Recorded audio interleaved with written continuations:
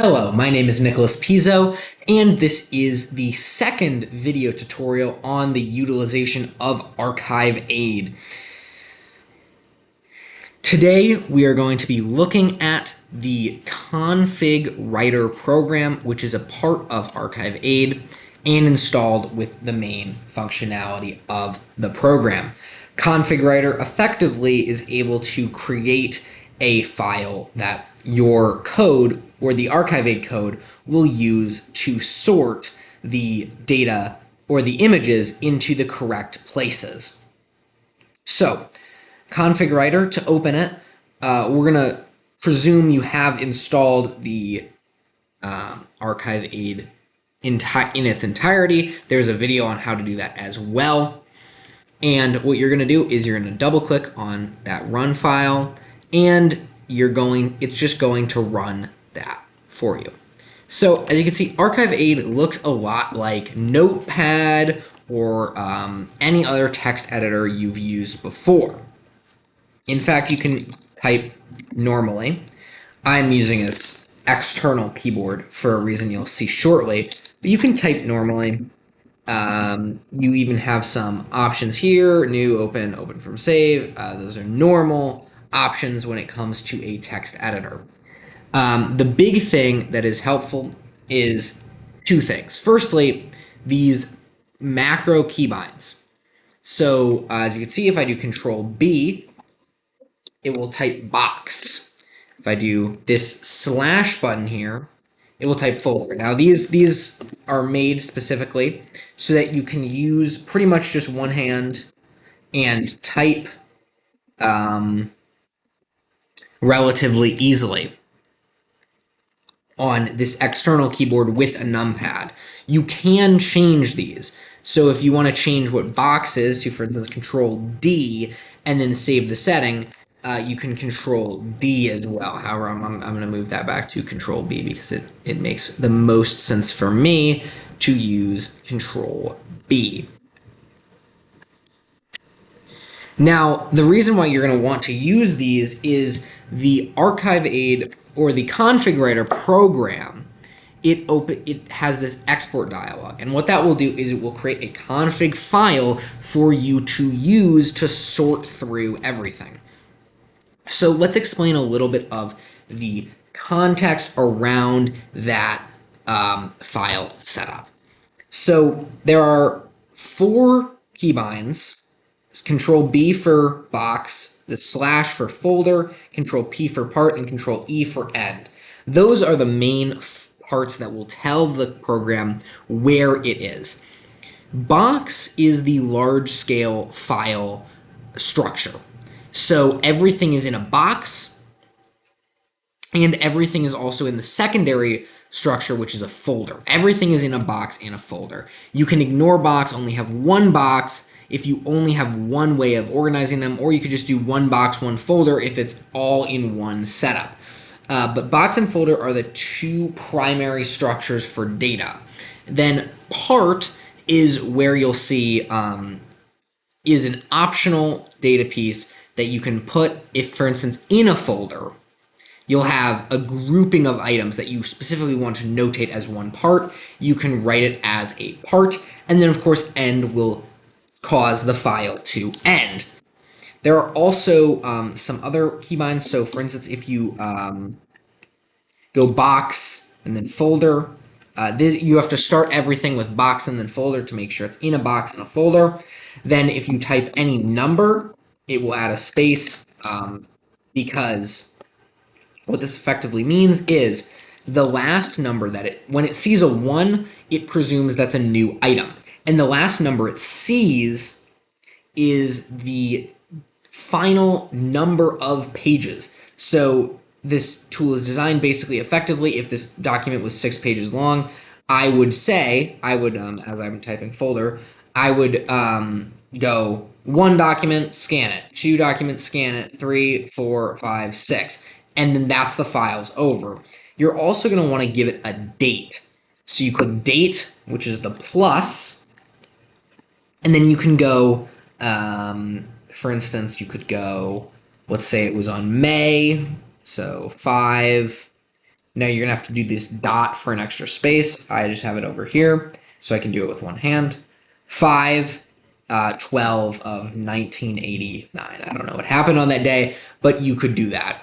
There's also a few other things in a date that you can do. For instance, the dash will put none, which is a valid keyword. And then also, if you have a year, let's say it's 1989, but it could be between 1989 and 1993. Asterisk is that 2 and 1993, and it will show between those 2 years.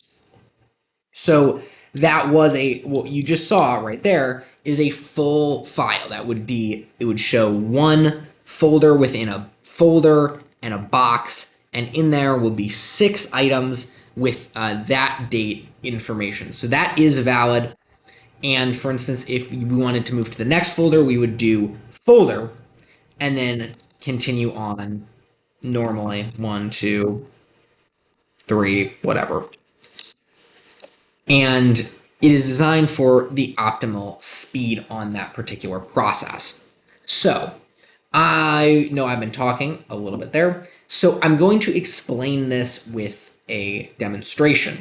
So I'm using this phone right here, and this is connected to Microsoft 365, which is the program that I use to scan documents. If you use the Notes app, for instance, you would have to transfer your files to your computer another way. This uses a OneDrive account, but you could use the Notes app scanner. You could even just take flat photos, although the quality is going to be a little bit worse.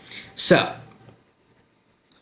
we're going to start scanning and using text editor at the same time to explain how this is going to work.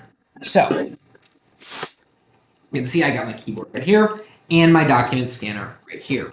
So we're in a box. We see there's a new box, so we're going to do Control B to enter a box. And then we're going to see there's a folder, and this doesn't have any parts in it, so we're just going to do folder.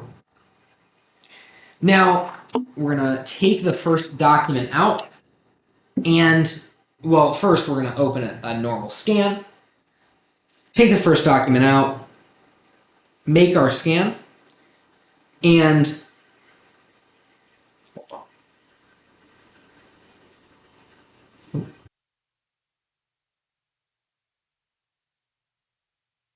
we're going to take our scan and click 1.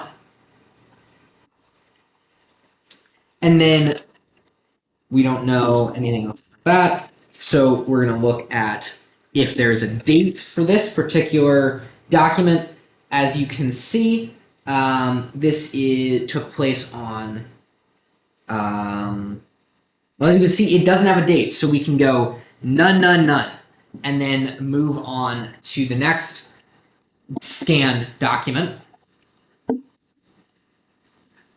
So this is another document here, slightly marginally different. We're going to go there, 1,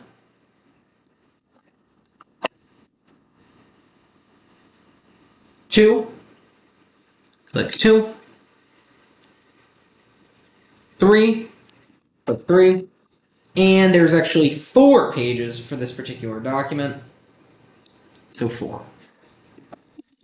And that's the end of our folder. So I'm just going to put these back in this folder quite nicely, and that's the end of that folder. So now there's another folder that I'm going to show you basically how to use things with. So you would do another slash because we're in a new folder this time. And as you can see, there's a part in this folder, a subdivision. So we're going to click part because we're going to enter the first part. This is even though this folder is not, this first item is not in that first subdivision. So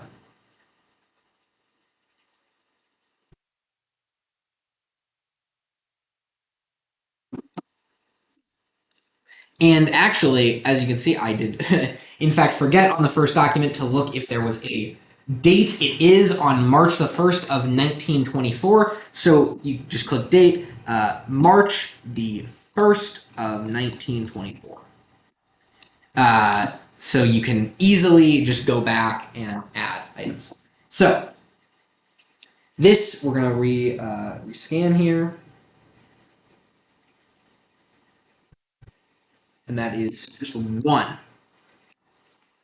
Now, we're going to put this away, put this back, because there's another part in this file folder. So, again, we want to look at what is the date on this November the 10th of, we have to click date, November the 10th of 1897. And then, as you can see, we're again back in a new part. So we're going to do Control P for part, reopen this phone, and then take one scan here with the date of December the 8th of 1893. And then there's one more document. And that is another singular document with no discernible date. Then we're going to click end, Control E for end, and put these back, and that will be it. So, once you've done all of this, we're going to go back to the text editor. We're going to click Export Menu. So we're going to call this box that I have in front of me box 1, and that first folder we've scanned as folder 1. We're not starting within a folder, we're not starting within an item, we started with a blank new box, and we don't have anything prior, so we're just going to call that 1. Now we're going to click Save Settings and Config Out, and you can see that it will create this nice little tree that makes plenty of sense. As you can see, it's showing that there are 8 documents on my phone right here. There are also 8 documents. So, and these seem accurate as far as parts and page numbers and items. So we did it correctly.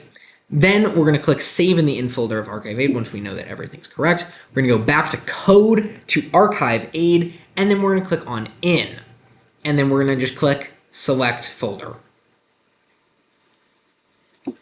And that is going to be complete. As you can see, there was some slight errors in our running of it.